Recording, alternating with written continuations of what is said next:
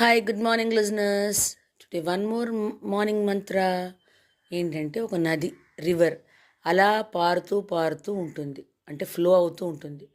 అయితే అవుతుంటే కొంతమంది ఆ నదిలో పువ్వులు వేస్తారు, ఆ నదిలో దీపాలు వదులుతారు, నదిని పూజ చేస్తారు. కొంతమంది ఆ నదిలో దిగి స్నానం చేస్తారు, దే ఎంజాయ్. కొంతమంది ఆ నదిలో రాళ్ళు విసురుతారు, ఇంకేదైనా పిచ్చి పనులు చేస్తారు.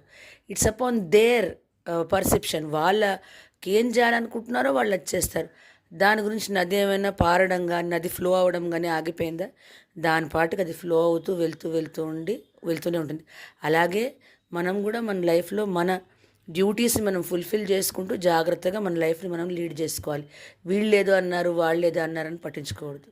Just lead your life happily. Think positively, be happily.